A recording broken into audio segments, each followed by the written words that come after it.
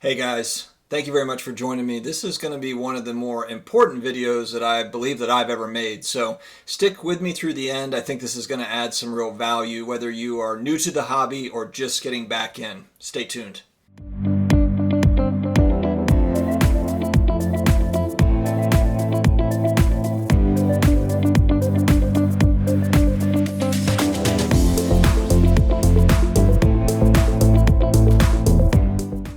Hey sports card collectors, investors, my collectibles friends. Thank you for joining me again for another video.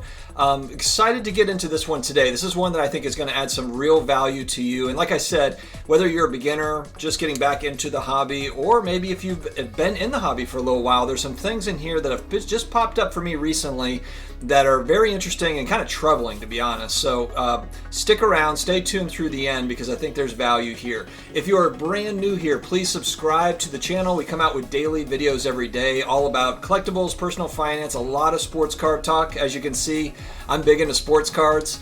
And so please do hit that subscribe, like button, and the notification bell so you are told when a new video comes out. All right, guys, let's go ahead and jump right into this. A huge problem right now when buying cards on eBay are mislabeled titles or mislabeled descriptions, and it can come in various forms.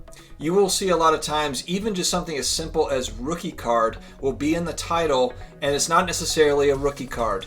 You'll also see short print SP or short print SSP for certain cards that maybe the person selling believes it is short print or short print, or maybe it's a sales tactic, to try to kind of sell it as more than what it is, and maybe they just don't know.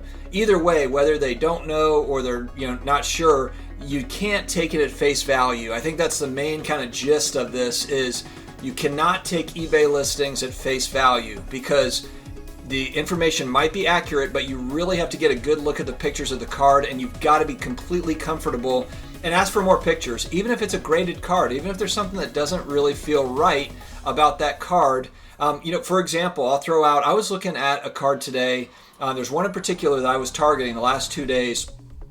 Not one card, but I mean one type of card, and I was looking at many of them. And there was one PSA label that just did not look right to me. And I don't know what it was about it. It might have been an older label, but it just kind of didn't look. And look, I'm not going to say it was like a fake PSA slab because I don't know if it was or not, but I'm just saying that label just did not look right. And they have many different, over the years, they've changed labels and, different fonts and different things like that. So could very well have been, but it just made me pause just a little bit.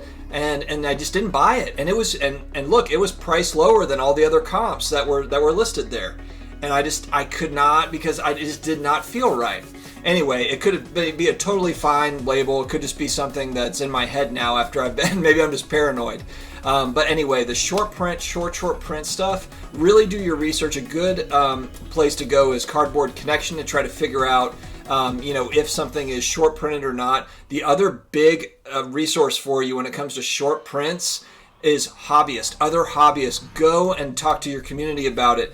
There's a lot of talk about Mosaic Genesis cards. Mosaic Genesis, there's a lot of people that are like, it's not really short printed that much. There's maybe 100 of those printed. It's not a numbered card, so you don't really know how short printed it is, but a lot of times they're labeled as short print. And so it gives you the impression that there's not that many. And look, I don't think that there's that many, but the fact is if it's not numbered, we don't know. We don't know if there's 20 of them. We don't know if there's 200 of them to really have an idea. And when you, like we said in previous videos, if you don't know supply, you're vulnerable. Put you in a vulnerable space. If you understand the supply of something, it gives you leverage. It gives you, the ability to make better buying decisions. Now, we don't know print runs of anything in sports cards, so we're always trying to estimate these things. We're always trying to guess, and that's why numbered cards are popular. We always talk about scarcity, and so, it's not everything. I'm not saying scarcity is everything, because if there's no demand for that scarce card, you can have a limited edition numbered to 5, and if nobody cares about it, then it doesn't really matter. But if you're looking at LeBron James cards, Michael Jordan cards, Luka Doncic cards, if you throw scarcity in the mix, it's going to make it more valuable. That's just the way that it goes. So I wanted to hit on that first, the short print stuff. One thing that's really troubling, I'm going to hit on the next one that I've been seeing lately is RP. RP does not stand for Royal Print or what's another, I don't know, something. It doesn't stand for righteous print. Righteous! It stands for reprint. And the problem with these is a lot of times you don't see it, you won't catch it. You know, so I'll see that where there's literally a reprint card, and maybe people know that they're going to pay $500 for a reprinted card, but maybe they don't, you know, and it's not spelled out reprint, it's just RP.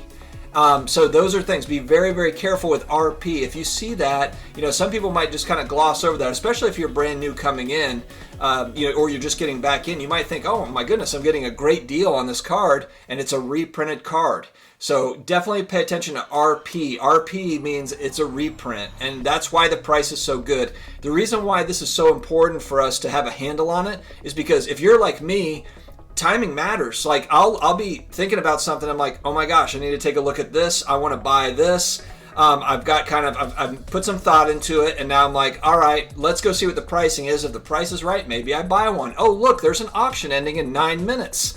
So you have to make these quick decisions, and that's why, you know, these listings, they're, you know, it can be kryptonite. You have to be paying attention. If you don't know what to look for, you could very easily log in, look up a card, and say, oh my goodness, there's one here with 2 minutes left in the auction, and it's 1/10 of the price. You go in, you buy it, and it's a reprinted card. So that's why we're talking about this stuff. It's very, very important not to take eBay listings at face value. All right, next one. The title says PSA 10 or PSA 9, and I'm not talking about the other annoying thing is PSA 10 question mark. That's kind of like a raw card, like will it grade a PSA 10 question mark?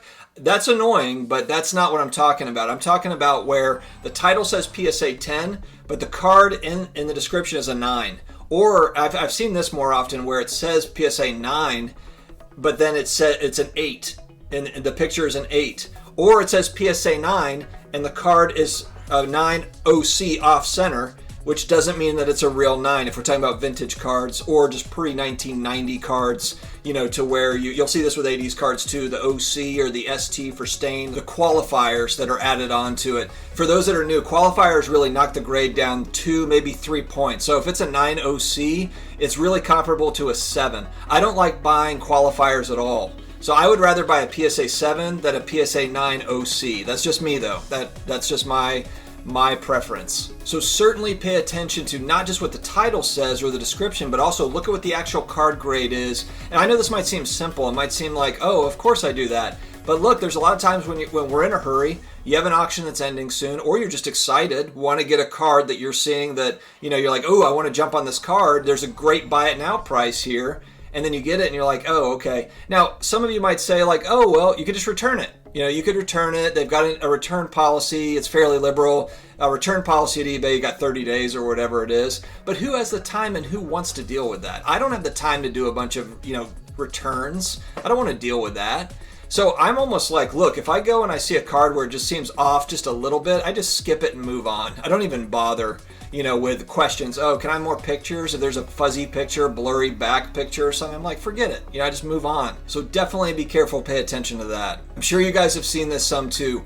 A listing that is labeled a prism or a hollow version of a card, but it's not actually the hollow version.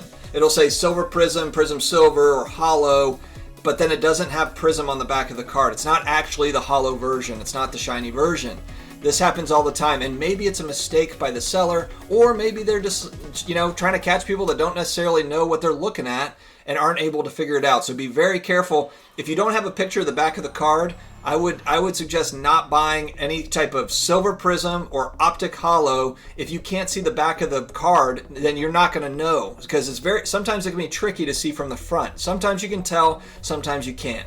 So just be careful with that. With, you know, silver prism, hollows, sometimes that can be a little bit tricky. With vintage cards, you know, one thing I've noticed too, if you're looking at a PSA 9, not all PSA 9s are created equal. And when I say vintage, I should say kind of pre-1990, because a lot of people will say, look, anything before 1980 or 1975 is vintage. Whereas a lot of people look at 80s cards kind of in that vintage bucket, if it's not modern or ultra modern. So what I would say is just look at the centering on the PSA 9, because a lot of times companies are a little bit more liberal, they're a little bit more forgiving on that centering piece. Some aren't, some are, but the point is I've seen PSA 9s that have great centering, and I've seen PSA 9s that have terrible centering. Now look, maybe centering is not what's most important to you. Maybe it's corners or maybe it's edges. For me, I'd like to have a nicely centered card. And that's really kind of more important to me than some of the other things. Now, look, that's personal preference. You could be different, and that's perfectly fine.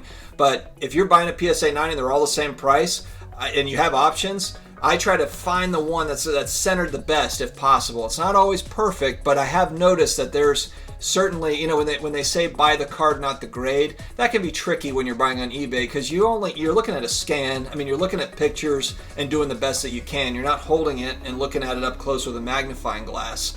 So it can be tricky to do that. And so, but a lot of what you can do is just kind of, you know, zoom in and take a look at that centering, and that's what I do. And I have noticed that there's not all 9s are created the same. It's something I've gotten a little bit better at. I'm by no means am I a grading expert, not even close.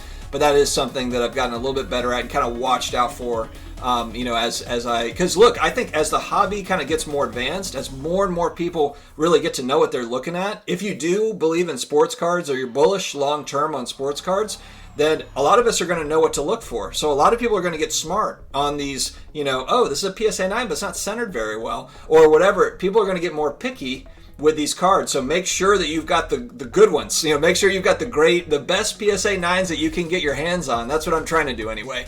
Because with vintage cards, PSA 10s are out of the price range typically. Usually they can be 10 times the cost, just because it's, you know, they're 10 times more scarce, maybe 20 times, 50 times more scarce. So you're going to have a much higher price. So for me, PSA 9 is about as good as it gets for me on vintage stuff. And I'm including 80s stuff in vintage when I say that. All right, guys, lastly, I'm just going to talk about quickly BGS 9.5s. They're not all created equal. If you're not a newcomer to this, then you already know this. So the point that I'm saying is you know, true kind of gem mint or true mint, I guess, BGS 9.5 is either quad 9.5, so you have all 9.5 subgrades, or maybe it's all 9.5 and a 10 subgrade. But if you have one subgrade that's a 9, or maybe even an 8.5, you should not be paying more than if it is a quad 9.5. There is a discount typically that's attached to that. So if you're going back and forth negotiating with a seller and they're like, hey, this is a BGS 9.5, I don't hesitate to say, yeah, but you've got a subgrade that's a 9, so we can't make that comp. Just make sure that you're aware of that. There is a discount. Not every BGS 9.5 is created the same. So if you're negotiating with a seller, you know, make sure you factor that in. Guys, thank you so much for joining me on this video. I think this was an important one to share. I hope it provided some value, just because we're spending so much time buying and selling sports cards on eBay. Hopefully this helps, whether you're new, intermediate, or maybe something slipped through that's new here, that maybe you're advanced in the hobby and there's something that was in here that could be helpful. Thank you very much for joining. Again, hit that subscribe button, hit the notification bell, and all of the YouTube thingies to get me, you know, to the top of the YouTube mountain. Let's go. Let's go together. This community. Let's do it. Thanks for joining, guys. Have a great day.